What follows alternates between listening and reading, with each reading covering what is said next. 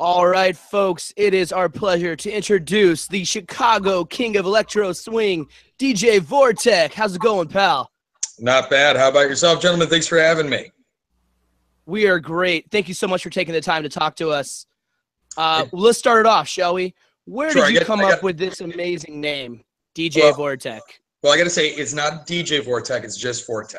Oh, so my fault. Okay. I'm sorry. It happens. People, because I am a DJ, people put DJ before it. It does happen, but it's just Vourteque. So hopefully we can clear that up here. And there's a U in there. Everyone always forgets that, but it's my fault. I decided to have an insanely impossible to spell DJ name. Well, that's a good PSA to make because I'm Professor Watson, not DJ Professor Watson, and he's Duke Skellington, not DJ Duke Skellington, so we all are in the same boat. There we go. I wouldn't appreciate being called DJ Duke Skellington, so I get it.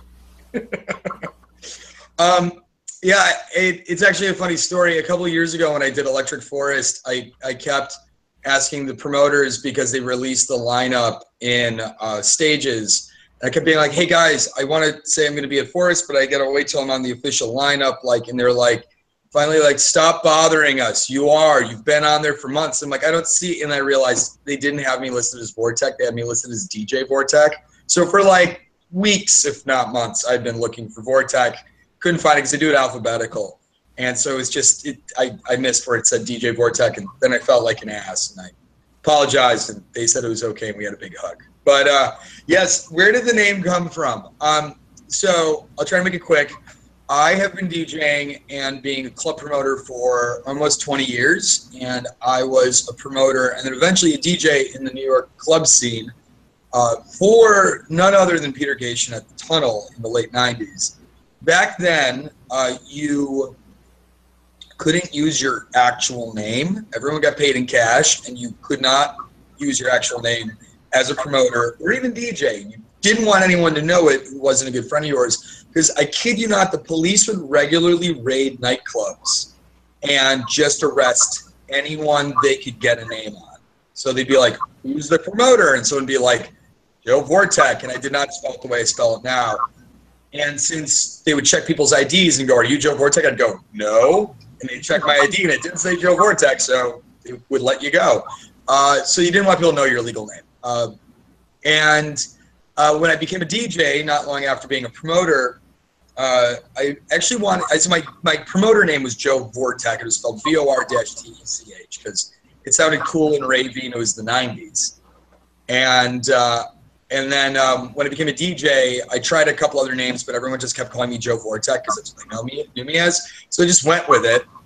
And then years later, I got into kind of the neo-vintage, steampunk, all that stuff. And in sheer brilliance, I'll let you decide the level of sarcasm I'm using there, I decided to come up with the most impossible, weird spelling for it, thinking that would be a cool way to change it. So people could still call me Joe Vourteque, but on paper it would look different. And then when I started producing music again, I just went with Vourteque because I thought it looked cool. So it's original. So I'm pretty happy with it in the end. So. Yeah, I remember when we met in person recently, we'll talk a little more about that. You mentioned how you chose to spell it in a way that wasn't the greatest for marketing, but I dig the spelling, man. I dig it. Thank you, I appreciate it. So I'm curious, who were your youngest musical or artistic influences, and tell me about some of your youngest musical and artistic memories. When I'm assuming by youngest you mean when I was young, not the youngest you can remember. Yeah. My parents loved classic rock, and they loved. My parents loved classic rock, and they loved. My father loved blues and jazz, and my mom loved Irish folk music. So growing up, I was around a lot of that. At a very young age, I was really into the Beatles, which I remember being cut down, and I think when I was a freshman in high school. I was either a freshman in high school. No, I was a freshman in high school. And the teacher's like, who's your favorite band? And everyone, I was like, the Beatles. And he's like, of course, it's the Beatles. Yeah, right. That cut me down a bit. I don't know. I discovered I wasn't really sure what music I was into until I probably was about 16, and I heard I remember being in the car with some friends, and we heard like the radio station played like some 80s pop new wave. And I heard it, I'm like, that's music I want to hear more of. And from there, I went out and bought a bunch of like 80s, best of the 80s new wave compilations, and just got really into that. I heard New Order's Blue Monday, and it completely blew my mind because I'm like, this is music I want to listen to more of. And I put two and two together. When I was young, I would pretend I liked disco. I would tell people as a joke I liked disco, like when we were like 13, 14, because we thought it was the funniest thing in the world. And then I would secretly listen to disco tapes that friends of mine bought me as gag gifts because I thought actually it was awesome music, but I didn't want to admit to anyone I liked it. And it was probably the same for 90s Eurodance. I didn't want to admit to anyone that I loved the 90s Eurodance, but I'd secretly listen to like Eurodance radio late at night. So I remember the first song I ever recorded off the radio was C&C Music Factory's Everybody Dance Now, Gonna Make You Sweat. So, I mean. Great song. That's a great song. I actually have an original test pressing of it. Like nice. Some of the few. I found it in a record store in Brooklyn for $2. It's like a track. Yeah, I'll tell you about that another time. But I didn't want to admit, because I didn't think it was cool, to like dance music, and then hearing new wave allowed me to be like, oh, actually I do like dance music. And then I got from there into the Prodigy, and like Chemical Brothers and BT, and I remember listening to Robert Miles' Children when I was probably 17 and thinking, holy shit, this is amazing. I hope I can swear. And just going from there. And I don't know, like I eventually, when I got into DJing, I was a hardcore DJ, both UK, like the UK style hardcore. So both the kind of, never like the really crazy happy hardcore stuff, but when I first got into DJing, I loved old 90s, like early 90s UK breakbeat hardcore. So I'd play drum and bass, and I'd play like some of the darker borderline UK hardcore, happy hardcore stuff. Like some of Panacea's weird and Kativo's weirder stuff. And then from there, I just continued going down a rabbit hole. To this day, I own like over 3,000 records of every genre. And eventually I got back into rock music too. So, I mean, today I'm known for mostly doing neo vintage and electro swing, but I actually am maybe, I like to think, because I don't know anyone else who does this, one of America's premier gothic country DJs. I love gothic country too. Wow. Your influences and artistic influences are all over the place, and that's amazing. As a DJ, you said you started as a hardcore DJ, is that right? Yeah, UK hardcore. It's like the breakbeat hardcore from the very first record I ever bought was an early 90s breakbeat hardcore record that I don't even remember the name of it because it was such a weird, obscure record, but I wasn't even a DJ then. So I'm like, I just like this record, I'm buying it. And then that turned into an obsession, which I guess now you might be able to call a career. But you remember your first gig at all? You remember your first DJ gig? I do remember my first gig. Okay, well, vaguely. There's a smattering of gigs. I believe my first gig, and I was playing drum and bass. I played hard step and dark step drum and bass. And I believe it was at the Lofts right off of Broadway Street in I think they're the Bushwick Lofts in Brooklyn, where Renegade Virus and Havoc Sound and Black Cat Collective used to throw parties. And I believe that was the first party I was ever booked for. And I played like an early set. And then I played a few other parties. After that, I played one played a rave at a youth center in Connecticut that got busted by the cops. That was a party. And one of the things early on I was really into was mixing genres of music. A lot of people were really like, you got to stay in a genre. And I was just like, no, that's not going to happen.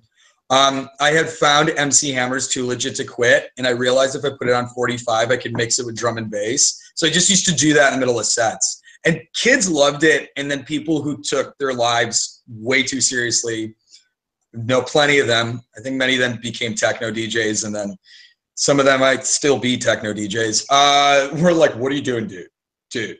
Like, you can't play MC Hammer at a rave. I'm like, yep, just did. I was also a little shit. I was like 19 years old. And by the way, some of my best friends are techno DJs. I love them.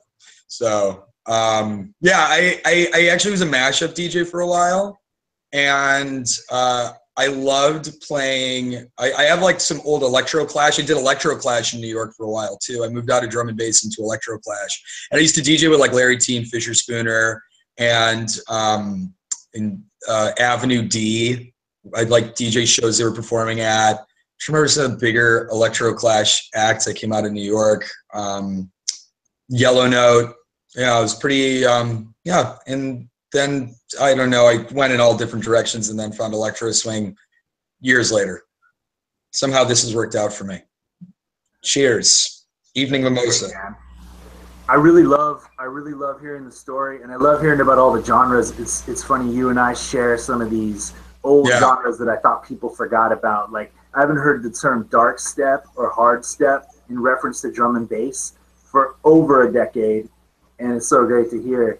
Yeah. And, you being, such an old school DJ, I've got to catch you live last time in Chicago. It was incredible. You're one of the best electro swing DJs worldwide that I've heard. I'll just put it out there. Thank you. Coming from that world as an old school DJ, what do you think makes a good DJ, and do you hear many these days? Yeah, sure. The number one thing I think makes a good DJ is DJs willing to play music, not genres. I think that's huge. I think a DJ that understands that your job is to be a selector of good music, and your job as a DJ is to find ways to make those songs work together. And granted, not every song is going to work with every other song, but if you want to play, if you want to play ZZ Top's Sharp Dressed Man, and you want to play The Prodigy's, Invaders Must Die. I think that was the first track off that album. And you want to play, Parav Stellar, there's nothing wrong with playing all those, but you got to figure out, how you're going to get them together, how you're going to mix them together, where it's going to fit, and how you're going to do it without alienating the audience, unless you want to alienate the audience, which, hey, that's weird but valid if that's your intention. I do think it's important for a DJ to make a party happen if they're going to be a DJ in the sense of like creating a space where people are entertained. I don't know. I don't want to go into the nuances of it. I mean, I agree that there's definitely DJs out there who they try to make a point of creating more of a weird soundscape and creating an atmosphere. They're not necessarily trying to create a dance floor. I think that's fair, except, just make sure you don't book yourself at a show where they expect you to create a dance floor. I think, though, really key to good DJing is having a wide understanding of various styles and types of music. And then in the technique of DJing, I've met DJs who do the laptop DJing thing, nothing wrong with that. But I know some DJs that have stated to me that they have trouble mixing without looking at the screen and looking at the waveforms.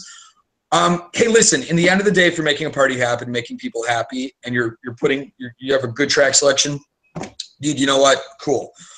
If you want to know my personal opinion on this person's technically good DJ, I think you really need to be able to mix for ear. You shouldn't have to require visual cues for your mixing.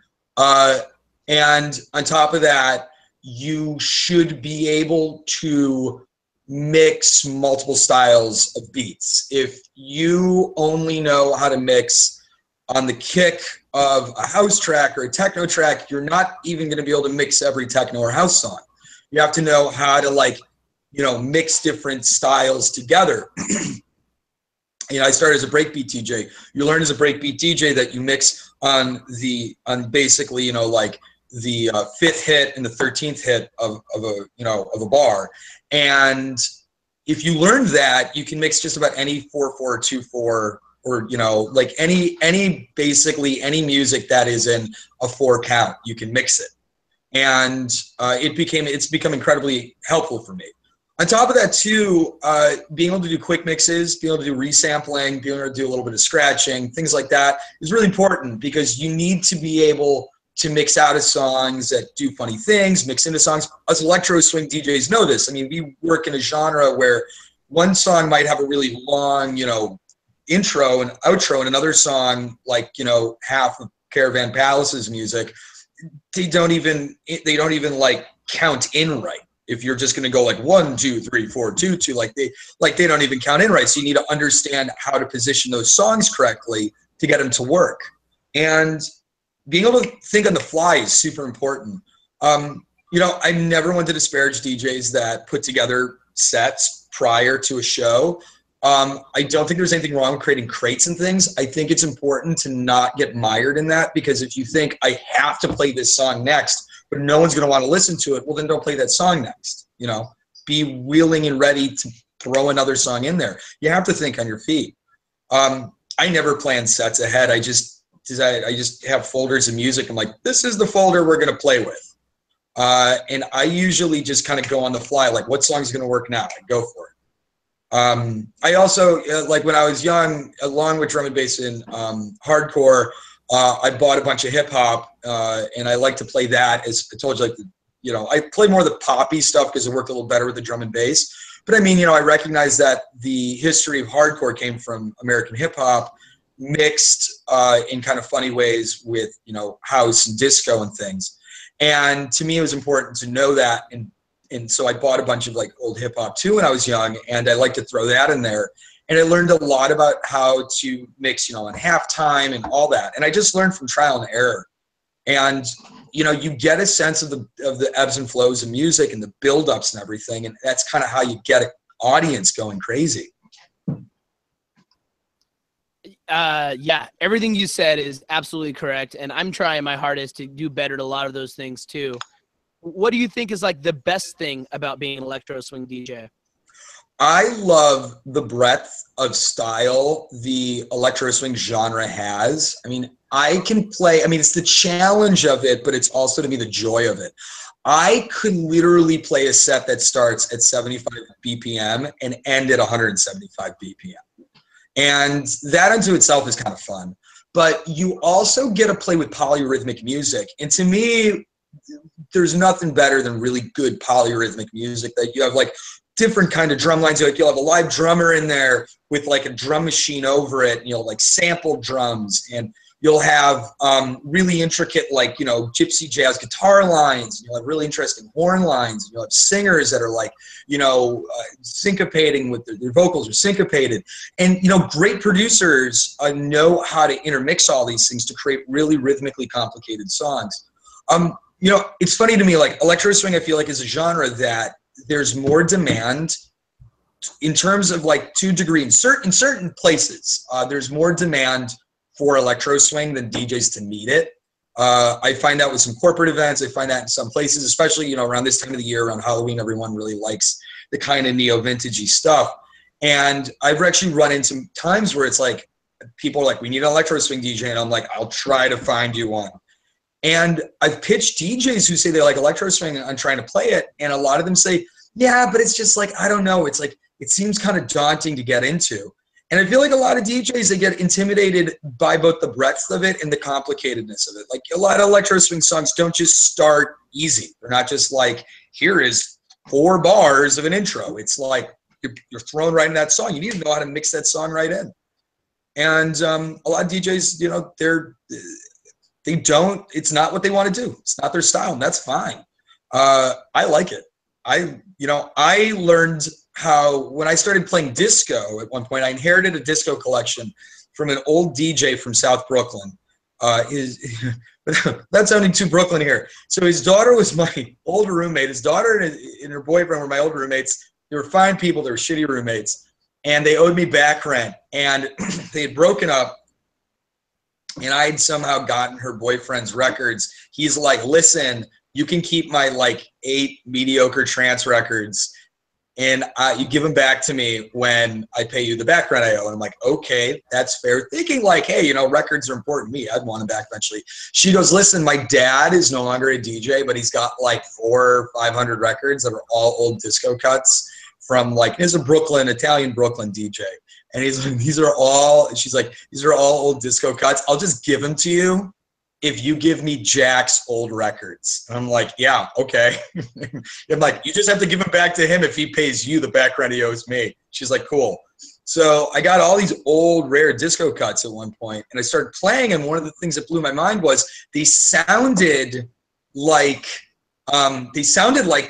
they sounded like they were drum machines, but with live drummers, and they had the kind of consistency of a drum machine, but it sounded like a live drummer. When I started trying to mix them, I realized I would have them mixed, all of a sudden they'd be off out of nowhere. And what occurred to me is what they were doing was they were recording a really tight drummer. So there's a drummer doing a disco beat, probably doing about like 4 to 8 bars of like this beat. And they were recording it and looping that. And that's what they were using. And I had to learn to listen to where that loop changed over, because you would actually lose the tightness of it. It wasn't like house or techno or drum and bass. Like, you actually would lose the mix. So you had to be ready with your hand on the side of the record, running the record. And that's the stuff I love doing. I mean, that is what makes DJing interesting. That's what makes DJing fun. You know, and it's like that involvement. It's one of the things I actually miss about playing vinyl. But at the same time, you know, it trained me for future styles of music I'd play. I can mix 2 live drummers if I need to. Mostly on vinyl. CDs are digital is a little tougher because you got to ride the pitch fader. Thanks, man. That was super informative. I enjoyed hearing that about those disco records too. So speaking of DJing, speaking of and also music production. Do you have a preference over producing music, writing your own, or DJing? You know, that's a tough call. My passion for DJing versus my passion for producing and writing ebbs and flows as well. There are times where I'm way more into producing, and I'm way more into like I got maybe a project I'm working on or a remix I'm working on, I'm really excited about. Oh, pardon me. And I get a little more into that for the time being. But then, you know, I have some really great DJ gigs, and I'll get into that for the time being. Oh, pardon me. It's my evening mimosa. The bubbles are getting to me. But yeah, I really love both producing and I love DJing. They're 2 totally different experiences. I don't really do any live stuff. I do have an SP555, and I've kind of planned on, at some point in my life, trying to create a live version of the music I've written. The music I've written itself kind of spans a lot of genres, and it'd be a kind of complicated and not inexpensive undertaking. So, you know, I've waited for feeling like the time is right to try doing a live act where there's maybe demand for people to hear the music done live. But at the same time, I've been told that the way I DJ has many elements of a live act. For instance, there's a reason I don't care for laptops. Again, I'm really clear. I have no issue with people using laptops DJing. I think there's definitely, it's important to say that because I think some DJs are like, laptop DJing shit. It's like, no, I mean, whatever way you DJ is the way you DJ. If you're a freaking DJ off of 2 iPods, if you're making a party happen, hey, whatever. No judgment, you know, but I don't like having a laptop because I feel like it detracts from my connection to the audience. And when, you know, in various points in my career as a DJ, I've accepted DJing in booths where I'm really detached from the audience.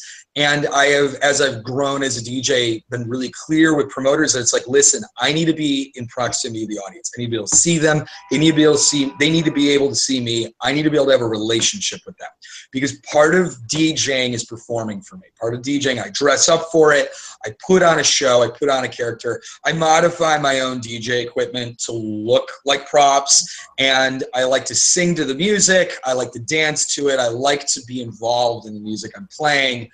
I like to EQ and resample and all that. I don't like to just play a song and let it go and then play another song. I like to be involved. So, you know, people have told me it's kind of like watching a live show. I hope it is. It's very flattering to hear that. It's about the best I feel like I can do as a DJ. And as a producer, I just love creating music people like to dance to. You know, that's really important that you say that, because DJing should be more of a performance than it should be of, you know, just like a playlist, because anybody can do a playlist, right? Yeah. So I really think that it's important that you bring that to the act. What's the scene like in Chicago where you're at? And also, what are your thoughts on the national scene of electro swing? Sure. Well, I guess I can speak to both the Chicago and Detroit scene. I do work in both. We do a party here called Rouge. It's monthly. We've been really fortunate to have such a successful show. We have a really big following out here. On top of that, electro swing is a genre that people really seem to like out here. We've had a lot of luck working kind of with the local like Burning Man community and steampunk community, neo vintage, you know, enthusiasts. It's very intertwined with like burlesque and variety and circus. Both Mr. Automatic and I have had a lot of success in this market. And Detroit, we run a stage at the Theater Bazaar Festival in Detroit, which is basically a dedicated neo-vintage stage.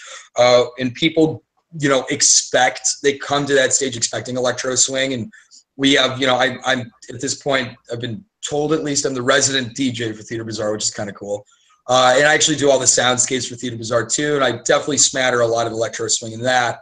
So I feel like kind of the circus, neo-vintage, burlesque variety community in both Detroit and Chicago have a pretty good relationship with electro swing. I think the general market has a more tepid relationship. Everyone seems to like it, but I don't think they know what to do with it. I think, you know, regular people who have regular jobs and they're fine. You know, they live those regular lives and nothing wrong with that.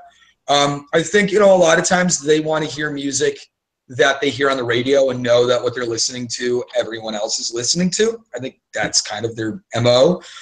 So I think an important part of electro swing is finding ways to move the neo-vintage and electro swing sounds into a channel in which the general market feels more comfortable and connected to it, instead of just a few electro swing songs becoming what are essentially novelty songs. I can tell you when both Parov Stellar and Caravan Palace are here in Chicago, it gets a lot of very positive attention. And the same with Detroit. When Caravan Palace has been out there, it's gotten a lot of support. So, I mean, that's to me a really good sign. And then, you know, in terms of like the national scene, I think it's really interesting. I think we're finally seeing the Eastern and the Western communities come together more. I think because of just the geography of the United States, electro swing kind of came about in the West in a really cool and exciting way. I think you guys out, you know, on the West Coast have a stronger legs than we do on the East. I think it's because, you know, the West is a little more into new ideas. I think the West also appreciates theatricality. I know that like the Burning Man community's really embraced electro swing, and it's massive on the Western part of the United States. So that's been really helpful too. And I also think even like the steampunk community out West, which was a place where electro swing really incubated in the United States, I think the steampunk community was a little more open to new ideas. They weren't necessarily mired in this concept of like Victorian science fiction. Not that there's anything wrong with it, but wasn't really my MO for steampunk. Out East, I think people are they're a little more in love with the past, but not like in the way electro swing brings it out, but like in the past that was. I also think that the East, people are a little more tepid with new ideas sometimes. And I think, you know, steampunk and Burning Man doesn't have as much of a presence out here. It definitely does have a presence, just not as much. I think steampunk was a little more mired in this concept of kind of geekdom and everything. And geekdom and nightlife definitely have a way to go together, but I feel like a lot of the traditions of nightlife and a lot of the traditions of geekdom also don't necessarily fit together. And these are just my opinions based on a lot of kind of what I've seen. And there's no hate toward anyone, by the way. I want that very clear. I still actually do a lot of steampunk conventions and events, and I have a ton of love for the community out this way. But it's just from my experience, those are reasons electro swing has caught on in some places and not caught on in as much.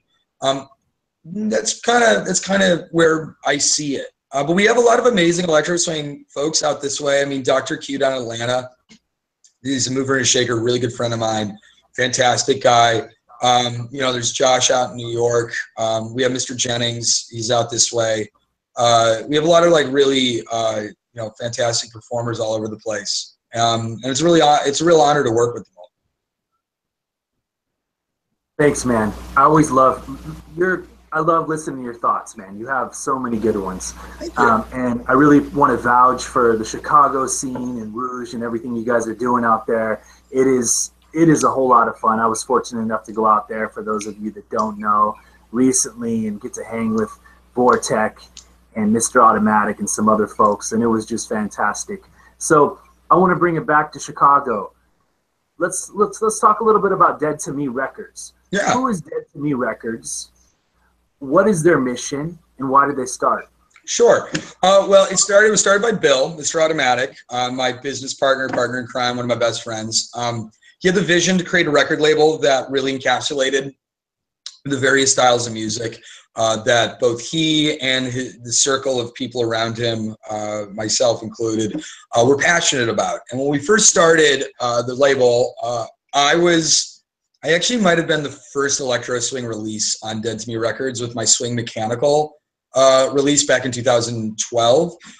There was a lot of new disco and a lot of kind of electro soul house kind of stuff going on in the early days. Bill and I are both super passionate about disco, 70s, 80s, 90s, house and disco related styles, genres. Side funny note, Bill and I became very good friends over our mutual love of new wave, disco, and Eurodance. So it's kind of like as fans of music, we hit it off. But he started it back in 2010, and he actually took the name Dead to Me with a 2 in it, D2M, from a joke I would make. We used to do promotions. We used to do this corporate promotion stuff together. And when we'd be running events, if somebody did something that was annoying, I'd be like, at first I'd said, "You're dead to me." And I'd just be like, "Dude, D2M." And it was a joke. Like, it was kind of a catty, funny thing that everyone kind of knew. It was just good humored. But he thought it was a catchy name for the label. So we went with it.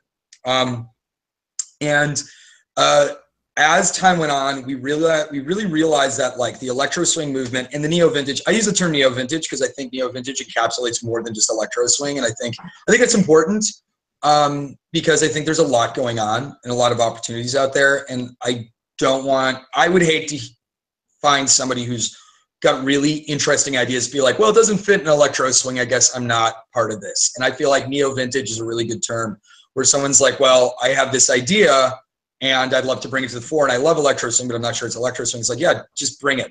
Just bring it, see what happens. And that's kind of our philosophy with Dead to Me Records. We really wanted to bring interesting and original music we liked out. And Bill's got a really great ear for it. I like to think I got a fairly good one too. We brought on, we released Marcello Pupini's solo record. Bill's released a bunch of both his EP and his single. I also released my Iron and Jazz Age album on it. And recently we did Marquis and the Rhythm Howlers. And then we just today released a remix EP for them as well. And yeah, to us, the idea of the record label is to really be a place to build the neo-vintage sound and movement in the United States, to give up-and-coming artists a chance, or established artists, nationally and internationally, a chance to have their music heard in both our own events and through our own channels and on a national level. It's a challenge. Running a record label is not easy. Bill does 99% of it. It is part of Calliope, which is the bigger company Bill, myself, and our other business partner, Pete Augusta, own. And Calliope is like a production house. Not in a movie way, but in an event. We're an event production house. And so it's really fortunate we have Calliope, because Calliope then can be used to bankroll a little bit extra. We can put a little bit extra money then into Dead to Me. Dead to Me makes a fair amount of money, but record labels aren't what they used to be, especially if you're a relatively obscure one in a relatively obscure genre. But it's worked out really well for us. It's great to have the label connected to the company, and then also on top of that too, we're technically the holders of After Retro, which is one of the bigger blogs for electro swing and neo vintage in the country too. So it kind of worked out that we got our bases covered on that. And our goal is to really just promote neo vintage. And it's really important to us to not define it.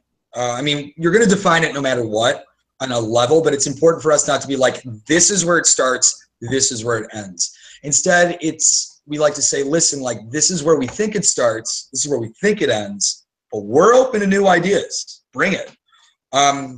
I don't think 7 years ago when Bill started Dead to Me Records, he would have expected to be hiring, like signing like an apocalyptic, neo vintage, like bluesy, jazz band to it. Yeah, Marquis and the Rhythm Howlers are freaking awesome, and we've been doing great, moving their music. So we're really happy with, the directions it's gone in. And I'm very proud to be a part of it. Great. I mean, honestly, Marcus and Rhythm Howlers, those are my buddies. I actually gave them their first gig here in Hollywood. So I love those guys. How did you get linked up with them? Like, what was the process of that? Bill would know better than I. When you guys end up interviewing him, he could tell you the exact story, but I believe they reached out to Bill and said, hey, listen, we're a band. We have a vision. We have a release, and we think you guys would be a great fit for us. This is from what I recall. So this is all we call this hearsay. Yeah, hearsay. And Bill listened to the record and said, yeah, this is pretty good. And then he reached out to me and Pete and said, what do you guys think? And I listened. I'm like, yeah, dude, this is awesome. We particularly, of course, covers are always an effective way to get someone's attention. They did a great cover of Every Day's Halloween, and really like that. And then, we started talking about also the opportunity to remix and all that. And we said, hey, let's go with it. So, yeah, and it's worked out. Speaking of that remix album you guys just did and just dropped today, I want to just put a plug out there for everybody that hasn't heard it. Go get it, download it. It's incredible. Some amazing remixes from Mr. Automatic, from Vourteque, and some other real talent out there. Do you guys have any new music on the horizon that you're looking to release with Dead to Me, or coming out of Chicago, any of your own music, or Mr. Automatic? You guys, yeah. Yeah. So I've been working on some remixes. I can't disclose too much.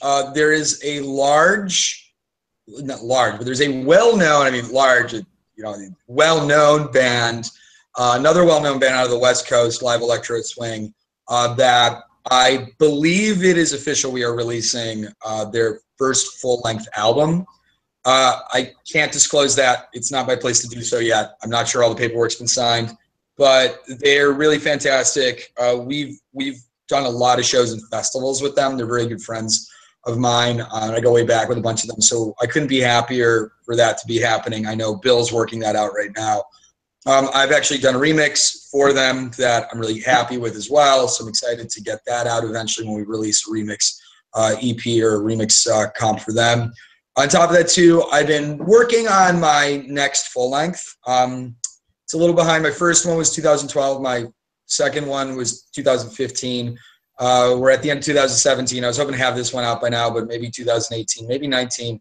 I produce slowly. That's one thing. I wish I could do faster, but I've learned that everyone's got a way to produce.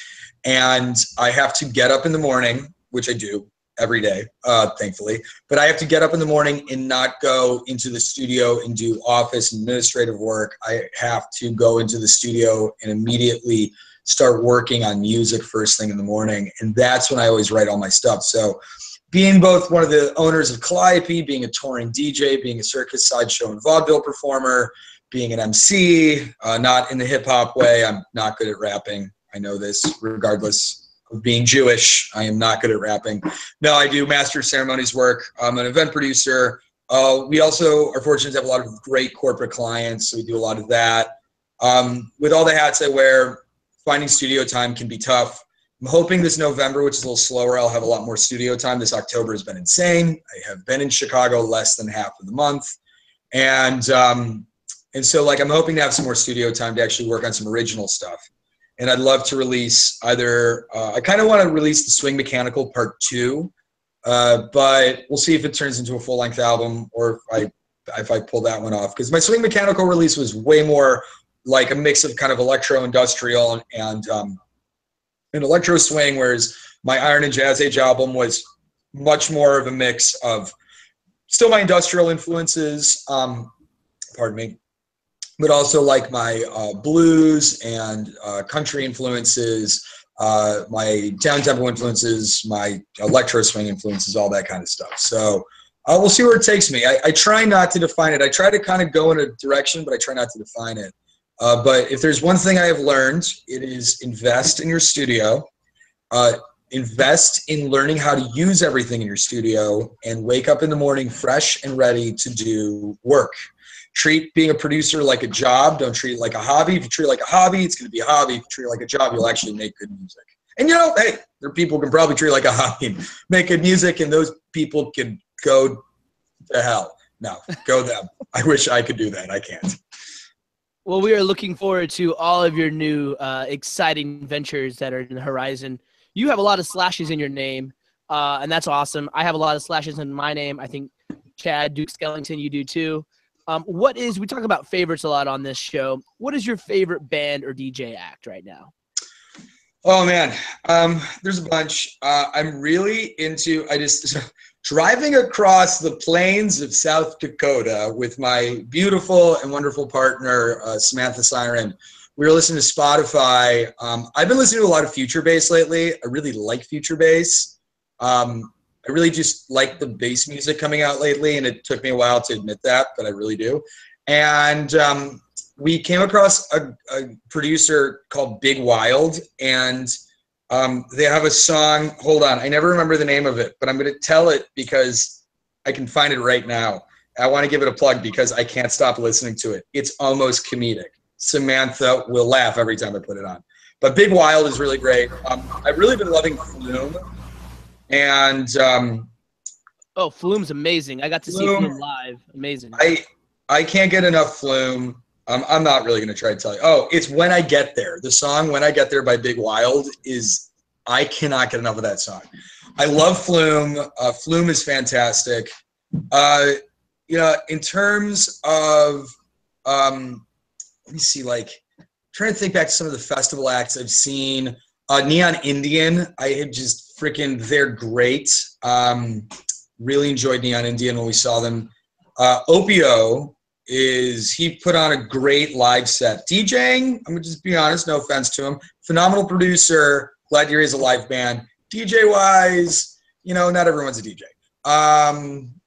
Duddy Moonshine just came out with a new album, and I really want to see their live act now because that is such a perfect mix of neo vintage and bass and theatricality. And Mike's a friend of mine, and I know he's a theatrical guy because he's actually also a trained variety circus and sideshow performer, believe it or not. And I know that that's probably a hell of a theatrical act. I'd love to see that too. And I'm trying to think. I know that there are a couple, from a couple years ago, I really would love to see Tia Brazda again. She's done a lot of stuff with the electro swing community. She's up in Toronto. A fantastic live jazz band, just really great. And I swear to God, there's another band sitting in the front of my head that is going to pop into my head the moment we're done with this interview, and then I'm gonna be like, damn it, that's who I really wanted to say. But yeah, that's about it. I mean, Anorak. I've been listening to a lot of Anorak. Anoraak. Oh my God, love that. You know what's weird? I used to listen to Anorak, I think in the early 2000s, I used to communicate with the producer from that group on AOL Instant Messenger in 2002. I'm so glad to hear that music is still happening. Oh yeah. And yeah. Cool. Well, so I know that you've been traveling and performing all across the U.S. like a circus traveling madman. What are your current plans for touring? You got anywhere you're going next? I'm actually trying to put together a small tour. Most of November, I'm in and out. I'm going to be playing speakeasy sessions in Atlanta in November with Q. Excited for that. We got a lot of New Year's stuff lined up. I'm going to be doing. I'm going to be doing the Wassenberg Arts Center Halloween event this weekend, tomorrow. Wow, that's crazy. That's coming up really fast. In Van Wert, Ohio. Otherwise, December is kind of looking a little chill, which no pun intended, which is pretty good. I was looking to probably try to do a small tour around the middle of the United States. I'm in talks with Fayetteville, Arkansas, in Austin, Texas, St. Louis, and some those places, just to kind of put together a small tour. I know I was talking with the Edwardian Ball about making it back out to the Edwardian Ball. And Samantha Steiner and I may go back down to New Orleans for Mardi Gras. We'll see how we feel about that. We definitely want to do a pretty big tour. Both Samantha and I, we tour together. We want to do a pretty big tour 2018 early on. And then here in Chicago, we're looking to potentially, and I can't go into details, but there's a potential of doing a Neo Vintage Street Festival here in Chicago with a very close venue we work with. And of course, we're right now developing our big Carnival Delirium 2018 show. So that's our big Neo Vintage event we do every year here in Chicago. It'd be amazing if you put Los Angeles on that map also, buddy. I would love to make it out to Los Angeles. Getting to Los Angeles via plane, not so hard. Getting to Los Angeles via car is a bit daunting, though it's actually a drive I'd love to do because I've driven to basically every state in this country except for North Dakota, Montana, other than Hawaii and Alaska too, but I haven't driven to North Dakota, North Dakota, Montana. I've driven to Atlanta. North Dakota, Montana, Washington, what's it called? Arizona and New Mexico and California. Been to California plenty of times. I've not driven to California. I'd love to. I love to drive. I'm one of those weirdos. I have driven all over the place because I just love driving. So that's impressive, man. Hey, another favorite.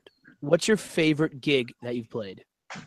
Oh man, I gotta say probably my favorite gig that I do consistently. I love Theater Bazaar. Theater Bazaar is kind of my home festival, my home event.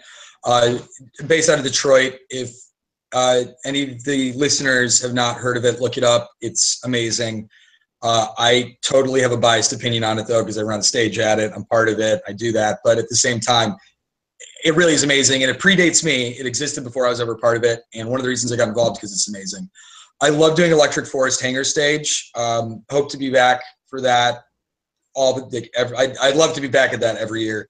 That is such a fun gig. I love doing the Hangar Stage at Electric Forest. I do once, twice a year. We do a big show with my friend Gen X down in Tampa called the Steampunk Ball. That's a ton of fun. Great crowd. And then we get to a party on the Gulf of Mexico the next day, which is something I cannot complain about. So I don't know. So many gigs. The Edwardian Ball, both New Orleans and San Francisco, amazing experience. I love doing those like really big, crazy events where there's like lots of production.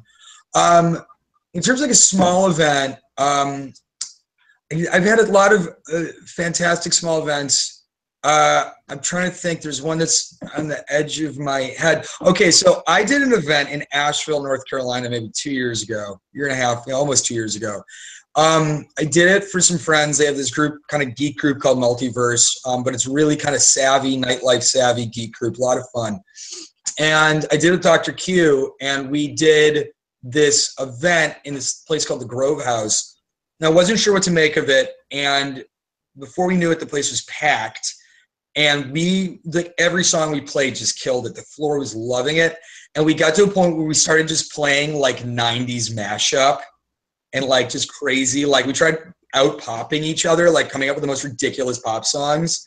And the crowd was loving it. It was so much fun. That was like such a great show. So that's great, man. Well, it's great to hear about some of your favorites. Hopefully we can get out there and do some more shows together. You're an awesome guy to work with.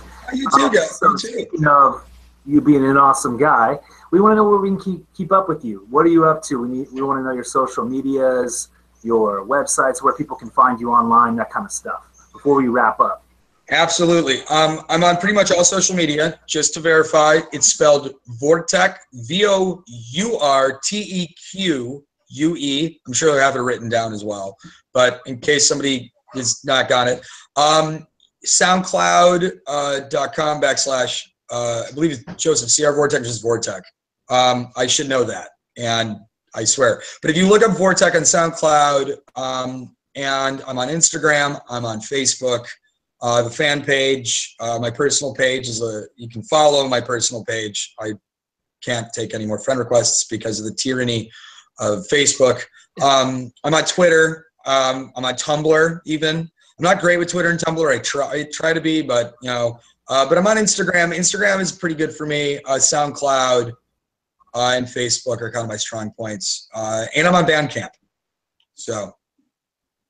Awesome. We will try to link to all of those as well in the show notes. So anybody who's listening wants to find out where to follow Vourteque, we'll have all those for you. Thank you so much once again, buddy. It is always a pleasure to spend some time with people that we admire in the scene, and you have a wonderful evening. Thank you so much for having me, gentlemen. This has been an honor, and I really appreciate being a part of this. Glad we can make it work out. Yes, thank you, buddy. That was awesome. We appreciate you. Cool. Well, thanks, gentlemen. You guys have a good evening as well. Yeah, buddy. Keep swinging out. Definitely. Peace, gents.